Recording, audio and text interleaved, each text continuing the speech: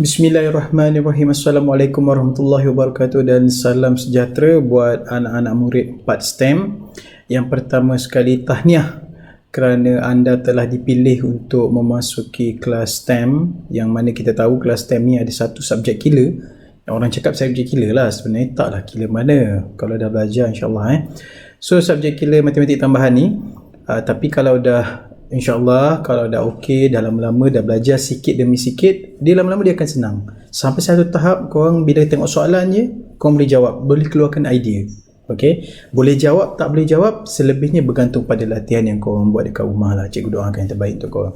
Alright, so mana yang dah kenal cikgu, macam tahun lepas cikgu dah ajar matematik tingkatan 3 kebat. Okey, belum kenal cikgu, nama cikgu Zulhelmi. Alright, so cikgu mengajar matematik tambahan untuk tingkatan 4 dan tingkatan 5 lah. Jadi tahun ni disebabkan ada sedikit perubahan, cikgu diberi tugasan untuk mengajar 4 STEM matematik tambahan buat sementara waktu. Sementara kita tunggu ada lagi mungkin perubahan jadual yang seterusnya. Tapi apapun perubahan jadual ke apa je yang berlaku, biar pihak sekolah yang uruskan, korang macam biasa belajar. Okey, sikit demi sikit. Okey. Alright, so kita terus kepada introduction lah. Kalau tengok dekat, cikgu harap korang dah ada paparan ni. Okay, worksheet ni, lembaran kerja ni, kalau tak boleh print, tak apa. Kalau bagi tahu dalam grup, siapa yang nak, cikgu akan print, cikgu akan letak modul tu dekat pondok pagar sekolah. Boleh ambil bila masa saja. Okay, cikgu akan gunakan dua kaedah pembelajaran. Yang pertama Google Meet, tapi kalau anda kata cikgu ada tugasan di sekolah, cikgu tak dapat buat sesi PDPR tu sebab kat sekolah lain internet tak berapa kuat, tak berapa bagus, cikgu akan tinggalkan screen recording macam ni. Jadi screen recording ni korang boleh main banyak-banyak kali sampai korang faham. Okay, so yang kedua ni namanya screen recording, OBS screen recording. So cikgu akan tunjuk step by step, jadi korang boleh tengok satu persatu. Cikgu akan upload juga kat YouTube supaya anda kata korang data dah penuh ke apa benda, storage dah penuh, boleh tengok dekat YouTube. Okay, nanti cikgu akan wujudkan channel juga untuk AdMaths Form 4 ni. Form 5 cikgu dah selesai buat, ada. Form 4 ni cikgu akan wujudkan sebab apa saja yang berlaku di sini cikgu akan letak dekat dalam grup channel tu. Grup korang pun cikgu letak, channel tu pun cikgu letak supaya nanti korang boleh rujuk bila-bila masa. Okay, so selamat belajar. Kita mulakan dengan yang pertama. Bismillahirrahmanirrahim. Alright, fungsi. So untuk tajuk fungsi ni sebenarnya lebih kepada algebra, sebab nanti bila kau tengok soalan-soalan ni nanti, subtopik dalam tajuk ni nanti korang cakap sebenarnya dah pernah belajar. Okey, tapi tinggal lagi cara pertanyaan ataupun cara penulisan, cara ditanya tu mungkin lain sikit lah daripada menengah rendah. Okey, yang pertama sekali dalam fungsi, kita ada perwakilan yang diwakilkan dengan menggunakan gambar raja anak panah ni. Gambar raja anak panah kalau dalam bahasa Inggeris dipanggil arrow diagram. Di dalam arrow diagram ni ada dua perkara, iaitu domain dan juga kodomain. Okey, ataupun kadang-kadang yang berada di dalam domain tu juga dipanggil objek dan juga image. Kadang-kadang senang cerita macam inilah, kalau bahasa mudah, domain tu adalah objek adalah berada dalam domain, image tu adalah berada dalam kodomain. Kadang-kadang dipanggil domain kodomain, kadang-kadang dipanggil objek image. Okay, alright. So yang kedua, okay, kita terus pergi kepada yang kedua. Okay, yang tengok contoh yang kedua. Okay, ni domain, ni kodomain. Okay, ini maksudnya objek. Satu ni objek ni cara nak baca dia, cara nak tafsir graf anak panah ni, objek ni dipetakan kepada 4 tu adalah image. 3 ni dipetakan kepada 6 tu adalah image. 3 objek, 6 image. 1 objek, 4 image. Okay, 5 ni tak ada pasangan, biarkan saja. Okay, kalau tak ada pasangan, kalau yang ada pasangan dalam kodomain 4 dengan 6 ni, ini juga dipanggil sebagai julat ataupun range. Okay, lagi sekali 1, 3 ini adalah objek. 4, 5, 6 adalah image. Okay, tapi dalam masa yang sama 4 dan 6 juga adalah julat. Kenapa? Sebab dia ada pasangan dengan objek tadi. 5 je tak ada, 5 bukan julat. Alright, yang seterusnya, okey, boleh ikut okey. Yang seterusnya jenis-jenis hubungan pula. Okey, dalam anak panah, dalam gambar rajah anak panah ada 4 jenis hubungan, iaitu yang pertama satu kepada satu. Satu kepada satu ni maksudnya objek dia satu, pasangan dia, image yang dekat sana pun satu. Jadi satu kepada satu. Ini contoh dia. Satu kepada satu. Sorry. Maksudnya ini satu kepada satu, satu kepada satu, satu kepada satu, satu kepada satu. Okey, itu yang pertama. Yang kedua, satu kepada banyak. Maksudnya objek dia satu pergi mencapah banyak pasangan dia. Contohnya macam ni. Ini satu, dia pergi sini, dia pergi sini. So nampak satu kepada banyak, itu adalah jenis hubungan yang kedua. Yang ketiga dipanggil banyak kepada satu. Kalau banyak kepada satu pula maksudnya macam ni. Contoh, ini kan banyak, objek ni dia banyak, dia pergi kat satu je image dia. Contoh. Alright. So banyak kepada satu adalah jenis hubungan ketiga. Yang keempat, banyak kepada banyak. Banyak kepada banyak senang nak tengok. Dia punya anak panah, adik, masuk. Banyak kepada banyak, dia punya anak panah bersimpang siur. Dia punya macam ni, bersimpang siur macam ni. So ini adalah banyak kepada banyak. Alright. So antara empat hubungan ni, mana satu kategori fungsi ataupun mana satu yang berfungsi?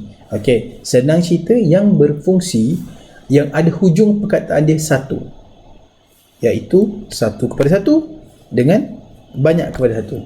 So ini adalah fungsi.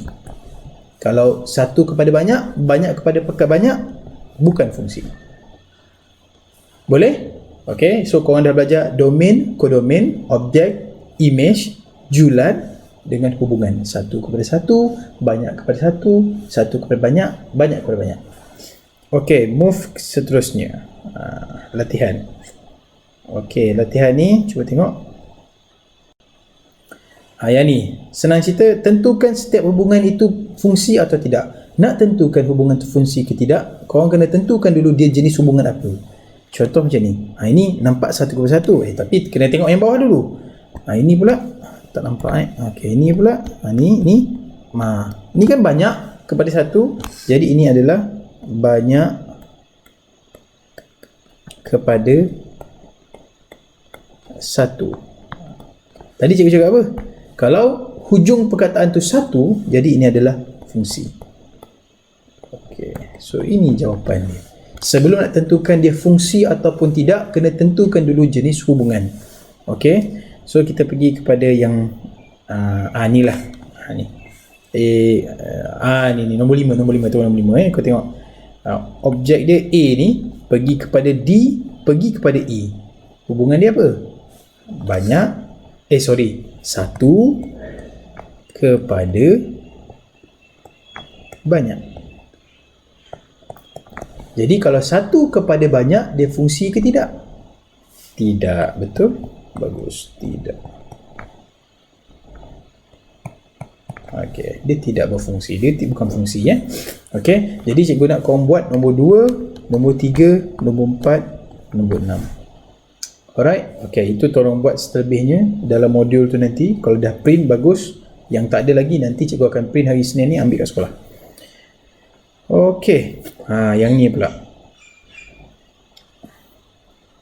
Kita ujian ni, okey, ujian garis mencancang ni macam ni.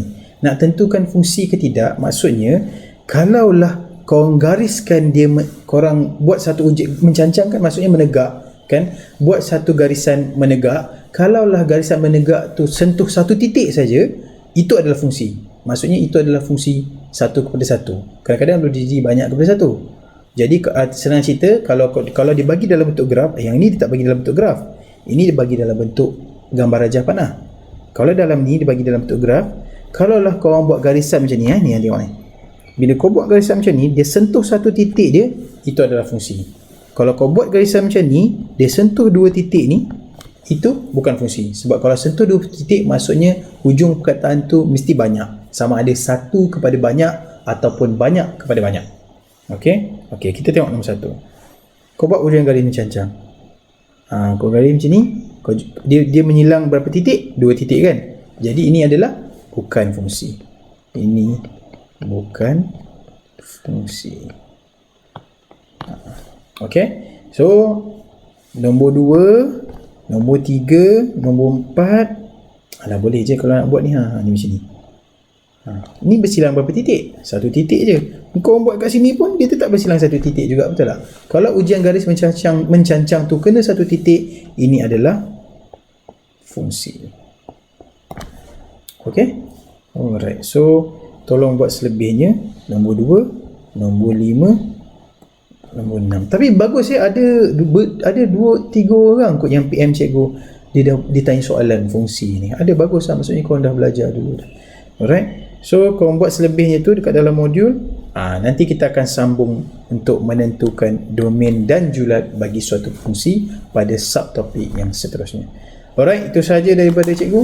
So, cikgu harap korang terus belajar sikit demi sikit. Yang penting sikit-sikit. Kau jangan longgokkan sekali tau. Kau kena buat sikit-sikit sebab video cikgu ni akan jadi pendek. Sebab kalau panjang-panjang kau akan bosan.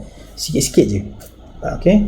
Jadi kita akan jumpa pada next sesi. Minggu ni memang cikgu tak dapat buat Google Meet sebab cikgu ada bertugasan di sekolah koperasi. Cikgu akan ganti pada kelas seterusnya. Walaupun tak ada Google Meet, cikgu akan buat juga screen recording supaya korang boleh play balik sikit demi sikit, ulang-ulang balik sampai faham tajuk fungsi pengenalan ni. Alright, itu saja dari cikgu. Sekian. Assalamualaikum warahmatullahi wabarakatuh. Salam sejahtera. Keep calm and love at maths.